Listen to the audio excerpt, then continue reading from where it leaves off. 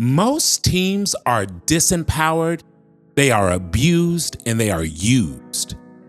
And for most leaders, it seems like they don't even really know what they're doing. The truth is, we tend to lead the way that we were led. If you were led as an expendable pawn, it only makes sense that you model that behavior now, because really it's all that you've ever known. The problem with leaders that refuse to give their people the proper place is that they stifle the growth of the person, they stifle the growth of the team, they stifle the growth of their business. People are the most valuable asset to any organization. In fact, your organization will never outgrow its ability to grow people. Even if you have a great product, it often takes people to sustain the great product and to really take it to the next level. With that, I believe that a leader's greatest failure is a failure to put its people first. A people-first mentality, it is a mentality that redefines and reshapes the journey of leadership. It is a journey that emphasizes that the true measure of success isn't in accomplishments. And leaders who do not prioritize their people often face challenges that could affect their team and the organization negatively. One of the first things you see in environments where people are not a priority is there's low engagement. On these teams, people feel undervalued, underappreciated, and ultimately disconnected.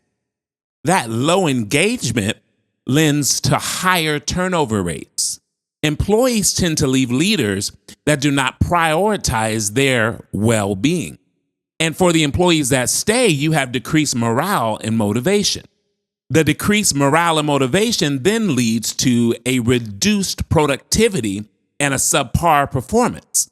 When leaders lose the people-first mentality, bare minimum takes its place. This is where you see the teams that do just enough to not get fired.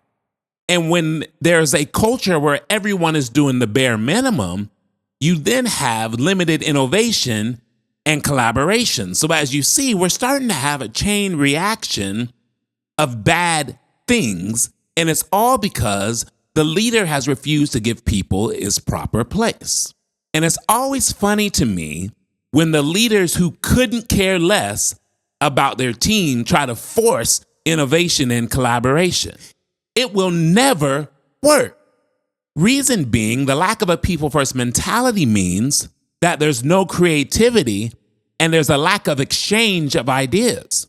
And whenever we're in a situation where our team is not exchanging ideas freely, our innovation and our collaboration are both limited. There's also a lack of trust and respect. A leader's neglect of their employees' needs leads to the erosion of trust. And once trust and respect are gone, all you have left is a negative organizational culture. I once heard that culture, the true test of a culture, is how the employees feel on Sunday night, knowing that they have to go into work the next morning. And we've all worked jobs where we sit in the car 15, 20 minutes trying to gain up the courage to go inside because we hate it there. And that is always a result of poor leadership. Negative cultures lack inclusivity, they lack support, they lack a sense of belonging. And one of the things that you need to really run a high-level team is the people that are there need to feel as though they belong on this team. They're a part of what's going on. And the last effect can more clearly be seen in industries that deal directly with the customer. But leaders that do not prioritize their people have a direct impact on customer satisfaction. Organizations with leaders who do not put their people first will always suffer from low customer satisfaction. And then they start saying things like, Why are sales low? We got to get sales up. What are we going to do? It used to be really great. Your sales are low because your people are miserable. The reason your sales are low is often because you have disengaged employees. And disengaged people will never provide excellent service. One of the things that we need to remember, especially if you're in a service industry, is that happy people create happy guests. Happy people create happy guests. So it all starts with the happy people. Happy people create happy guests. Happy guests open up their wallets and purses, and they give us money. I love what Kim Blanchard says. Kim Blanchard said that profit is the applause we get for taking care of the guests and having a motivating environment for our people. Now, every single problem is a leadership problem. Every single one of them. So if anyone is going to fix what's going on, it has to start with leadership. It has to start with you. It has to start with me. So I'm going to list a few ways to get us started here. The very first one is active listening. Make it a practice to actively listen to employees' ideas, their concern, and any feedback that they might have to offer you. You want to create an environment where everyone's voice is heard, valued, and respected. One of the ways you actively listen is by asking clarifying questions. Asking clarifying questions shows the employee that you're genuinely interested in his or her point of view. Next, and we're going to talk about this more in depth in a couple of weeks here, but next is empowerment and trust. Delegate authority and responsibility. As leaders, we must empower employees to make certain decisions as it pertains to their roles. Trusting employees builds confidence and autonomy. Next, invest in development. Provide opportunities for growth, for training, for development. And a lot of companies say they do this. Oh yeah, we're growing. However, they treat people so poorly, they pay them so poorly that there's a generation out here that doesn't want to grow with you. There's a generation out here that couldn't care less about your growth opportunities. And it's because you have a reputation of leaders treating people like pawns or like slaves instead of treating them as a valuable asset to their organization. They don't want to grow with you. For the most part, people don't want to grow with you. And those people hopefully are going to start their own businesses. And when they start their own businesses, hopefully they adopt a people-first mentality that will prime them to ultimately be a success. Another way to start this people-first mentality is to add in recognition and appreciation. Appreciation goes a long way. Thank you goes a long way.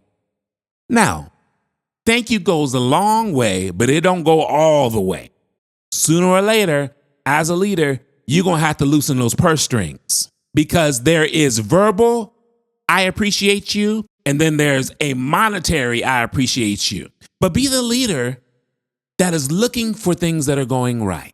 One of the things that I noticed in my career is whenever I started to look for things that are going right, and whenever I was the leader that was being appreciative and thanking people, whenever it came to the point that I had to have corrective conversations, the people that I were leading were more receptive to the corrective conversation because then they understand that he appreciates me. And if he's telling me something, it's only to make me better. Another way to put people first is to respect their home life. Everyone's got to be back in the office. Why? Everyone has to work 50 hours a week in the restaurant. Why? At the end of the day, yes, you have to run a business, but we need to be more concerned with productivity than anything else. If you hire right, you train right, and you're clear about what's expected, whatever it is that you're running should run smooth enough that a person doesn't have to just be in the office or work 50, 60 hours just because you said they have to. And your operation should flow to the point where people can still have a life. Because working for you is not their life. The only reason they're working for you is to be able to enjoy their life. The only reason they're working for you is because they like having lights on in the house. And so since you know that their whole purpose is to take care of their family, give them the opportunity to balance their service for you and their time with their family. Another way to have a people-first culture is to ensure that there is transparent communication. Communicate openly about organizational changes, goals, and expectations. Insecure leaders gatekeep. Now, can you tell your team everything? No. But is there a lot that you can share with your team that will give them a better perspective and allow them to perform at a higher level? Absolutely. Absolutely there is. And when you keep employees informed, it builds trust in the environment and everyone is properly aligned in the environment. Another thought is that we want to create a supportive environment. An environment that is supportive lends to an environment where people feel like they belong. Encourage teamwork.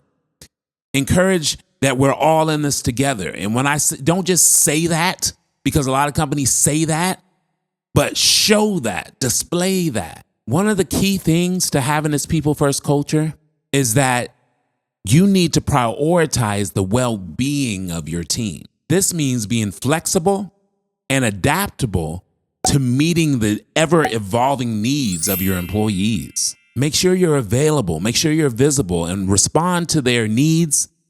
Change policies if need be. Don't be so rigid in your leadership. You can hold people accountable without being rigid. And above all, it is important that you model that behavior that you want to see in your team. After people hear what you say, they watch what you do. And there's so many leaders out here where the walk doesn't match the talk. But be the leader that demonstrates empathy, that demonstrates character and high integrity, and that demonstrates the grit and the willingness to do whatever it takes to make sure that we win at the end of the day. Now, I want you to think back on the best leader you've ever had. Because what happens often is once you make your way through the ranks, you forget what it was like. But think of that leader that you had, that one that displayed empathy, that one that displayed understanding, that one that instilled development and skills, that one that taught you about life. Now envision being that type of leader